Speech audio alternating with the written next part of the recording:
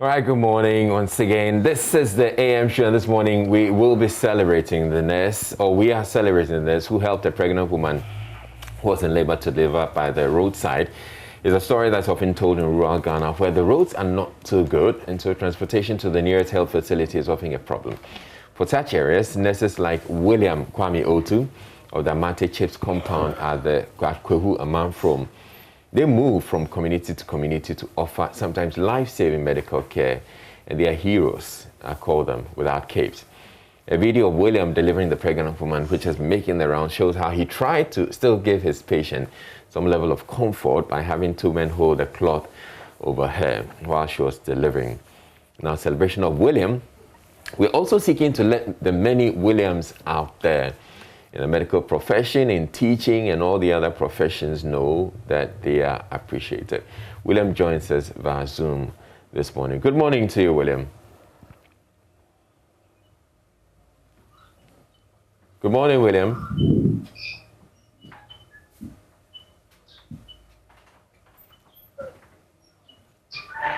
Hello, William. Can you hear me? Hello, sir. I can hear you. Okay, good. All right, how are you this morning? I'm fine, thank you, sir. Okay, can you please leave out the sir? I'm Israel. I love the sir. Okay. So, yeah. Okay. So tell us about the story that's got everybody else talking about you. Okay, thank you very much.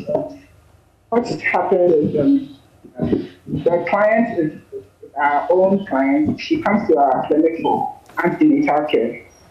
But then when she came, she was supposed to go to the TBA government hospital. We actually referred her to TBA government hospital for further assessment. Then she'll come back with the results. So if we have to continue care from the village, we let her know. And if she has to go and deliver in the hospital, we communicate that one to her as well. But unfortunately, when she went to the government hospital, she never returned back to the chief compound. We never saw her until 1st of November when she was rushed to the facility with labor. She was in labor. So when she came, the condition has gone worse. Initially, when she came, the BP wasn't that much, but she had edema, and it was moderate. But when she came back to the labor, everything had escalated. Yeah, she was having edema all over the face, the feet, even the abdomen, and the abdomen too had grown big. And the BP was very high. The BP was 240, 140. So we had to refer her. We arranged for transportation, but unfortunately for us, the only means of transportation here is motorbike. We arranged a motorbike for her to be transported to the government hospital. So when they set off, I just felt like I should follow these people because her condition and the road and the motorbike, I just gathered some few things. Then I took a different bike and I followed them. So in the middle of the road, there was contraction.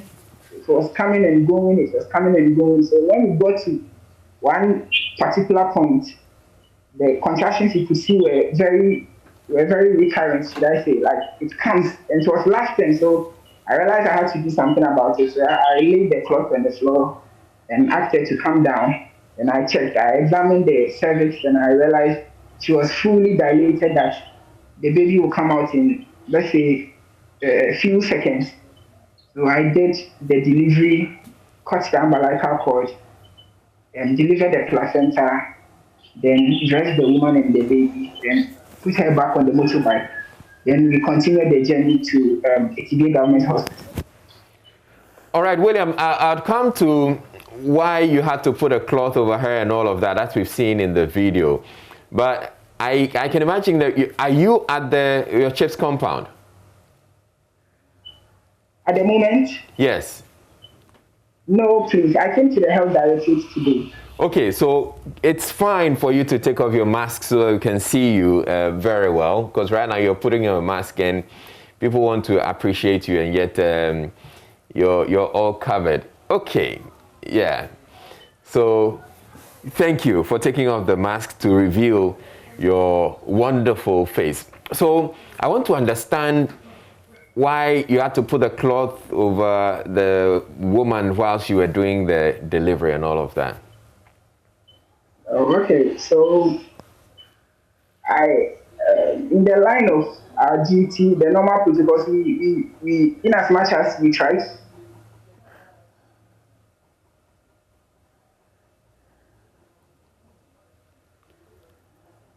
It looks like the internet is a. Yeah, please go on. Hello? We lost you for a moment. Can I just say, if you're watching us and you've seen William, he's your friend on TV, please don't call him. Because if you call him, it interrupts the connection here. So please wait till he's off TV to call him to tell him you saw him on TV. Thank you. Okay, so yeah, William. Okay, so in as much as we deliver.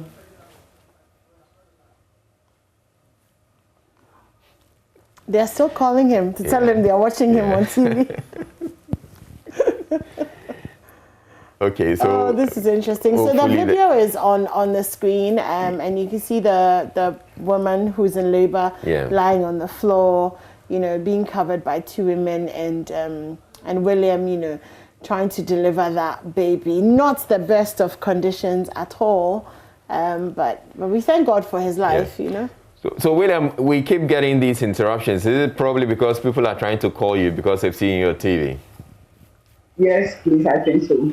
Okay, so please, all of you watching William Kwame Otu, we want to hear the story. Stop disrupting the conversation. Yeah. Because when you do that, when you try to call him, you wait. I've just blasted them. You're coming to blast them again. Well, I do it a lot nicer. Okay, as well. Okay, so William, yeah, please continue. Yeah, so the roads, the sun was very scorchy at that time. Oh. Hello? Yeah, go on, please.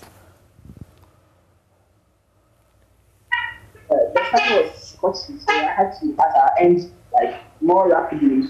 So I had to place that shed so that the sun won't scorch both the mother and the baby. Because immediately I delivered the baby, I placed.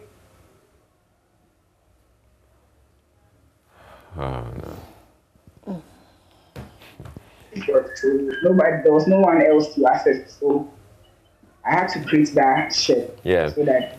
Who was filming while you were delivering? The motor rider, the guy who was taking the mother to the hospital. I'm sure he was wowed. He was like, wow, can you do this? Or he thought maybe something may go wrong.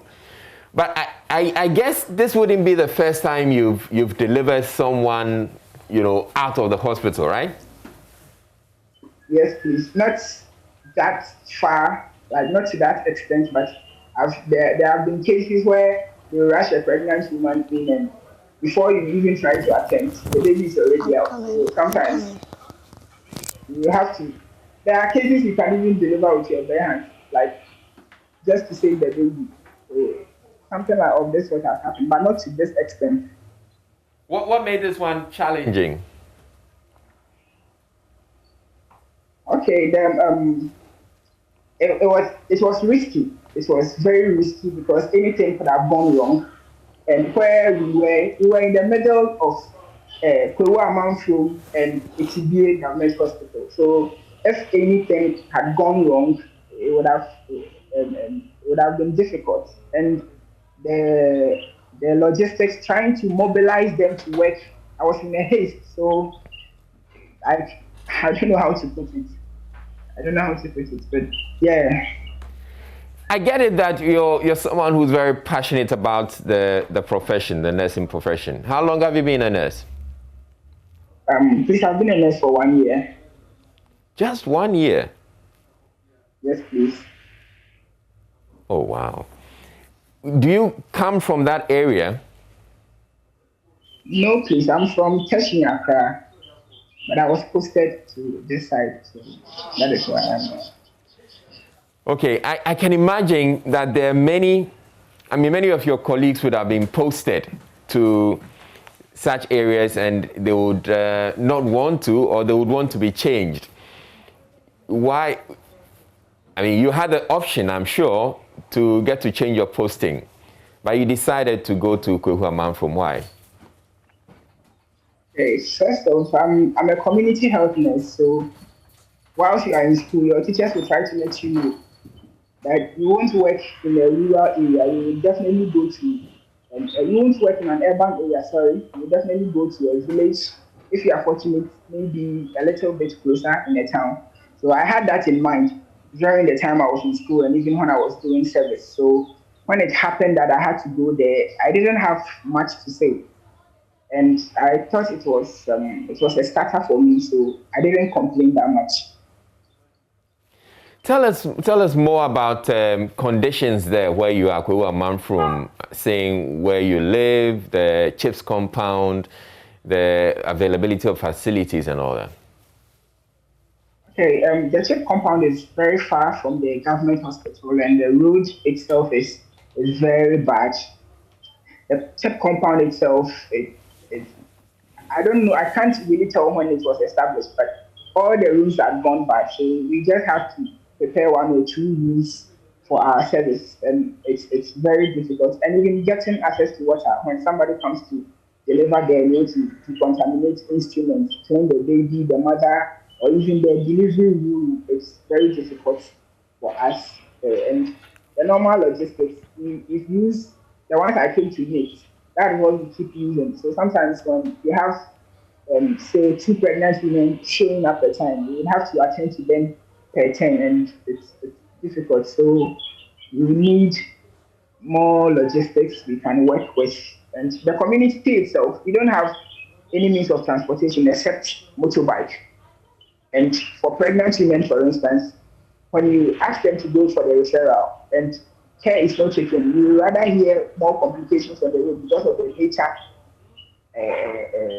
you are transporting the pregnant women, not even only pregnant women, but accident victims and other stuff. So we lack all these things that we can work with.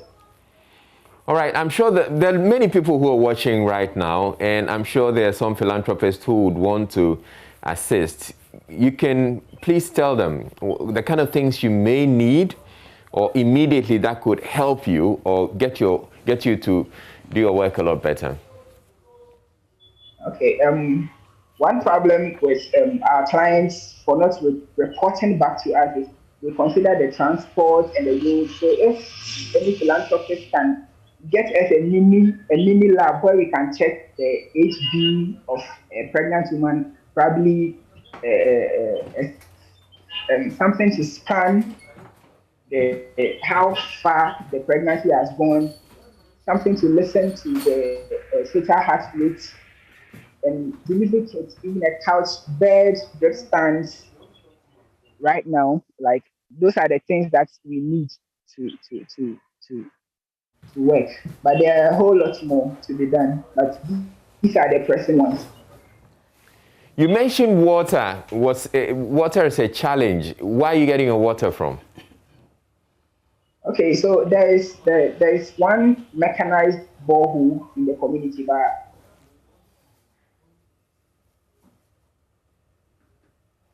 because there's pressure on it. Hello. Yes. Hello. Yeah, you were telling us about yeah. There's a mechanized borehole, but because the whole community depends on it, it goes bad within days, sometimes weeks. Then it goes bad. Then when you say it goes bad, I saying it gets broken. Yes, you go there. The one watching over it will tell you, and it's no more working. So there is this river that is, let's say, 5 minutes ride from the community. That is where we depend. We fetch some of the water to do most of the cleaning, sometimes even bath with it. Now, your community, how many people are you having to take care of? Because I understand that you have to go on outreach in the community. How many people are within your community? I can't specifically give the number, but it's a 7, Amate, for instance, we serve 7 different villages, and they all have their population. So it's quite a huge number. Not that huge, but it's quite a huge number. So you would have to go on outreaches to, because they won't come. And the villages are far from the community and from the check compound. So you would have to move to them on a motorbike, say on CWC, sometimes mock up, or even when there's any kind of immunization, you have to move to them because they won't come. And it's a farming community, so if you don't go, they won't come. They would rather go to the farm. All right. Now, William, what has been the reaction since your story went viral? Okay, I've received so many calls. People have called to congratulate me and also wish me well. Yeah, and I can see it's all over social media now. And I can imagine there will be people who may want to even take you out of the community. Okay, no one has come up with that suggestion yet. Yeah, but I pray you stay with them.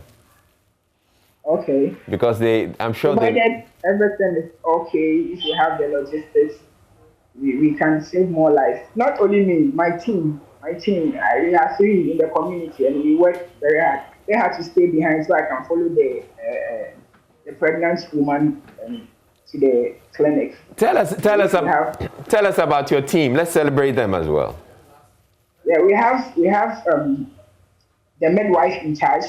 She's Dr. Sefa Boache. She's the midwife. In fact, I learned most of the skills from her when I was posted. I learned some of the skills from her. I tapped a little bit from her. We have Richmond Oben Dankwa. He's an enrolled nurse. So we are 3 there.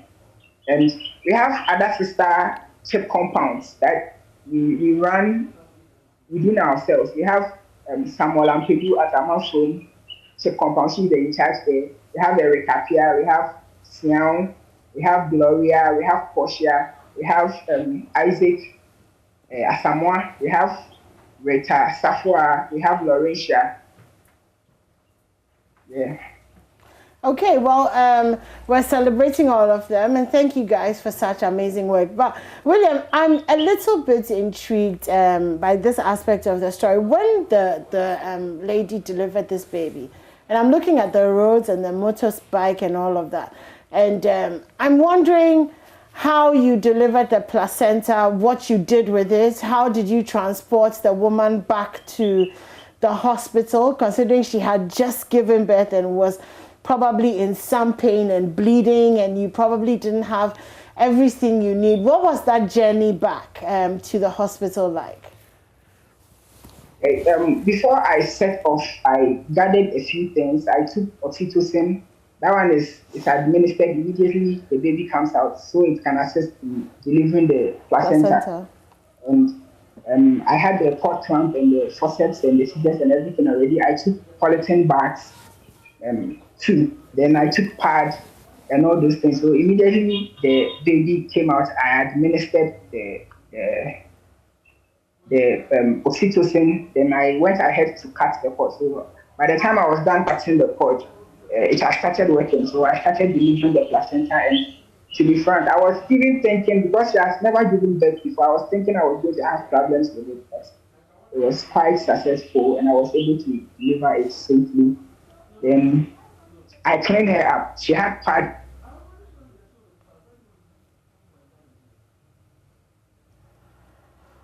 Okay, looks like William's fans are still trying to reach William's fans are still trying to reach him. But okay, William.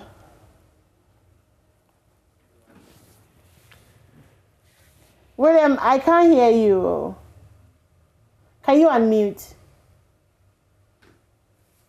Can you unmute for me, William? Okay. Okay, great. Yeah, okay, so you were telling me that you had all the things that you needed for the birth. So when you finished, you cleaned her up. But I mean, I can't, did she have to sit on a motorbike to go back to the hospital? Yes, please. She had what we call pre-eclampsia. The Oh. eclampsia hasn't set in yet, but there was a possibility she could get it. That was the main reason why we were transporting her to the hospital. If it was just a normal delivery, we would have done it in the facility. But she had a problem that could lead to fitting, and when she's fitting, she can't bear down. So she might probably kill herself and the baby. So that was the main reason why. So immediately after the delivery, under normal circumstance, she was we are supposed to monitor her, but because of the condition, immediately after the delivery, we have to move her Move her. to So this yeah. So moving and her was putting her back on a motorbike yes, please. with the baby. Yes, please. So one of the ladies will hold the baby, then she sits, then we continue. So one of the ladies was sitting behind her on the motorbike.